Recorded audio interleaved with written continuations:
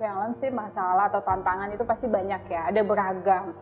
Tapi kalau disuruh pilih mana yang paling menantang, itu justru dari kesiapan aku kali ya untuk jadi entrepreneur gitu kan, yang tadi aku sempat bahas di awal ya, niatnya cuma sekedar ya udah deh asal ada salon sendiri, terus juga ya udah deh asal bisa jadi profesi menggantikan profesi yang lama gitu kan. Tapi ternyata memang responnya bagus, ada permintaan juga, banyak kerjasama, banyak permintaan jadi mitra.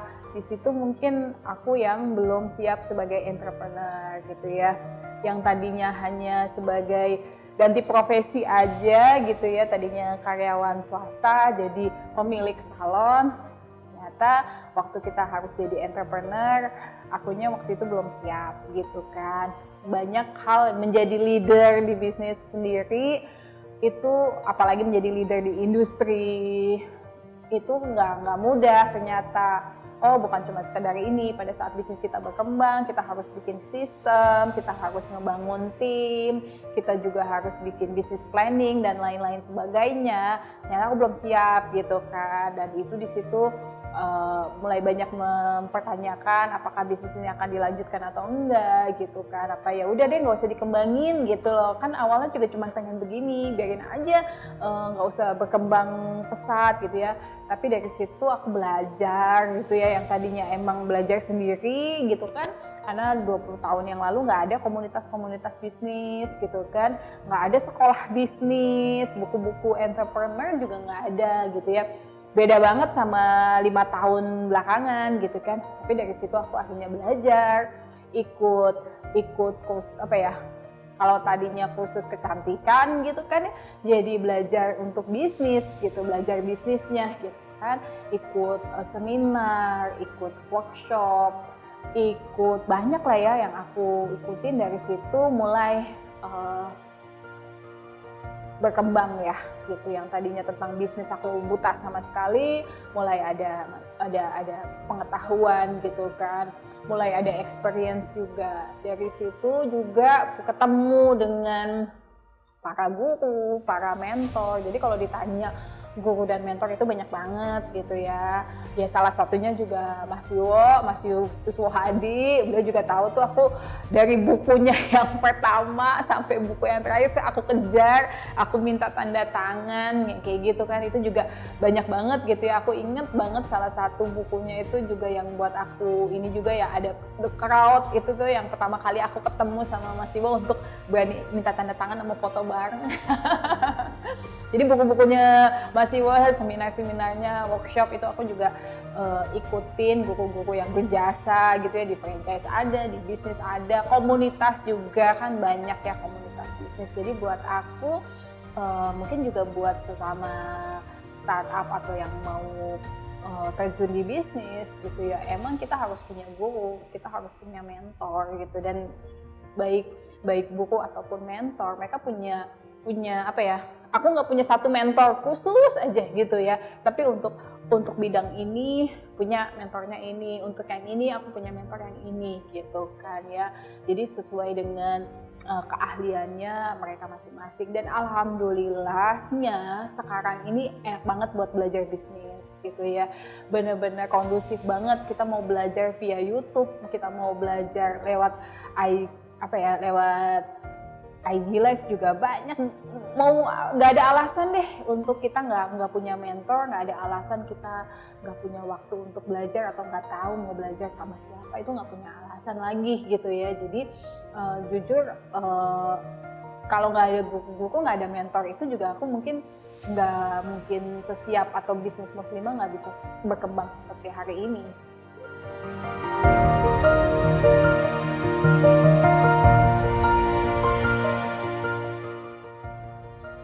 Di salon itu bener-bener kita yang berdampak langsung, bener-bener yang kita harus tutup sama sekali gitu ya, bukan yang boleh ada pembatasan gitu seperti restoran hanya 25% atau 50%. Kita benar-benar harus tutup. Kenapa? Karena emang interaksi fisik kita itu tinggi ya di sini ya, bahkan bersentuhan langsung gitu ya. Jadi memang waktu itu kita di tahun 2020 kita tutup 3 bulan, 2021 kita tutup 2 bulanan gitu ya. Di tahun ini sih nggak ada ya, nggak ada tutup, tapi emang ada pembatasan. Jadi emang kita benar-benar terkena. Aku juga menutup, ada beberapa outlet yang kita tutup, tapi kabar baiknya justru ini jadi batu lompatan kita. Yang tadinya kita hanya memberikan jasa pelayanan perawatan gitu ya. Nah di sini jadi momentum kita untuk ngembangin si Mo Ayu. Ingat yang aku cerita di awal, sebenarnya ini Mo Ayu ini udah lama tapi hanya untuk digunakan internal salon gitu ya, produk salon. Tapi pas pandemi ini jadi momentum kita untuk ngembangin Mo Ayu sebagai bisnis retail produk untuk perawatan rambut muslimah. Karena pada saat salon tutup kita nggak bisa kan, nggak ada pemasukan sama sekali, salonnya karena harus tutup gitu ya. Gimana caranya kita bisa tetap running bisnis ini, karena kan karyawan tetap harus dibayar gajinya, sewa tetap jalan, listrik juga tetap ada gitu ya. Akhirnya kita produk waktu itu yang menjadi kita andalkan gitu, gimana produk kita bisa terjual walaupun yang tadinya kita hanya jual di outlet salon, walaupun nih customer nggak datang ke salon. Jadi kita lakukan marketing, WhatsApp marketing, kita tawarin via WhatsApp, kita juga gencarin juga di marketplace kita, di Shopee, Tokopedia, di website kita juga kita gencarin yang tadinya hanya pelengkap bisnis salon, gimana caranya jadi bisnis utama. Dan dari situ jadi kayak, oh iya ya ternyata ini bisa loh, sangat potensial untuk dijalankan gitu loh, marketnya seksi nih gitu kan. Akhirnya ya udah dari situlah si Mo Ayu jadi kita lebih fokus lagi.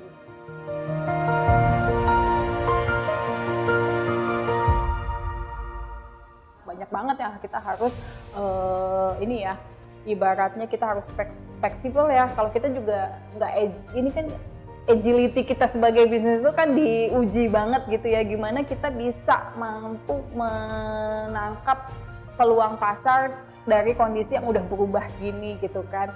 Kita juga ada layanan namanya Mosbile, perawatan salon tapi di rumah, makanya Mosbile. Tapi itu juga hanya dulu sebagai pelengkap aja, jauh sebelum pandemi kita udah ada gitu ya, layanan perawatan di rumah. Tapi begitu pandemi itu bener-bener ya, selain Mo Ayu tadi ya, ini jadi titik balik kita untuk fokus nih si Mosbile-nya gitu kan. Kita yang tadinya hanya mengandalkan customer yang datang ke salon, gimana kita bisa mengirimkan tim kita ke rumah. Tapi kan nggak semudah itu ya, tantangannya orang juga nggak mau untuk perawatan di rumah, selain masih takut, kedua sensasinya, experience-nya beda gitu. Orang dia mau relax, mau me time, kalau di rumah kan nggak se-relax, experience-nya nggak sama seperti dia datang ke salon. Nah gimana caranya kita dengan keterbatasan itu kita bisa gitu loh memberikan pelayanan yang optimal ke customer gitu. Jadi ya udah dari produk juga, dari layanan, kemudian dari yang paling penting itu dari cara kerja kita juga ya, yang tadinya mengandalkan untuk meeting, briefing secara offline, mau nggak mau gitu ya, kita dituntut untuk beradaptasi gitu ya. Meetingnya via Zoom, via Google Meet, kemudian ya banyak deh akhirnya merubah bukan cuman kebiasaan ya, tapi cara berpikir kita, pola pikir kita.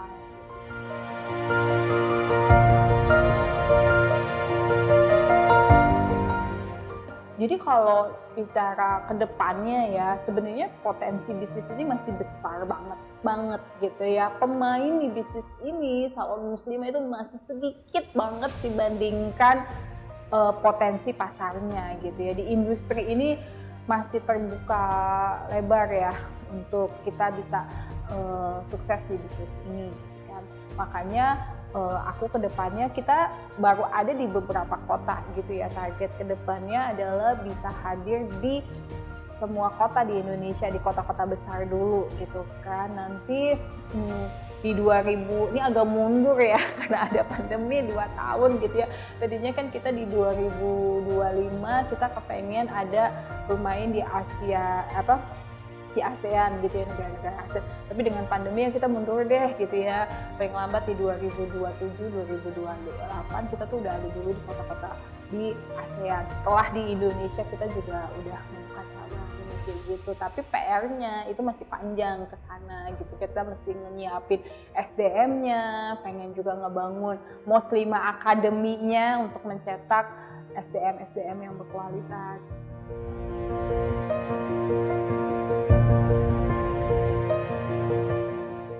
Yang paling utama dalam kita membuka satu bisnis itu adalah tujuan kita apa gitu. Kelihatannya kayak klise, kayak simple, tapi benar-benar harus direnungkan, dihayati, dirasakan sedalam-dalamnya tujuan kita ngebuka bisnis ini apa. Karena dari tujuan itu yang jadi visi bisnis kita gitu ya. Karena kalau menurut aku selama 20 tahun perjalanan, kalau kita nggak punya tujuan yang jelas, arah yang jelas, itu kita mudah banget gitu loh, putar balik, belok kanan, belok kiri, atau nggak sampai kemana-mana karena kita nggak punya tujuannya. Jadi mending invest waktu yang banyak gitu ya di merenungkan, merefleksikan apa sih tujuan kita ngebuka bisnis ini, kehidupan seperti apa sih yang kita inginkan ke depannya, itu mesti jelas dulu gitu loh. Kalau ini udah jelas tujuannya, why-nya udah jelas, how-nya itu akan turun dengan sendirinya.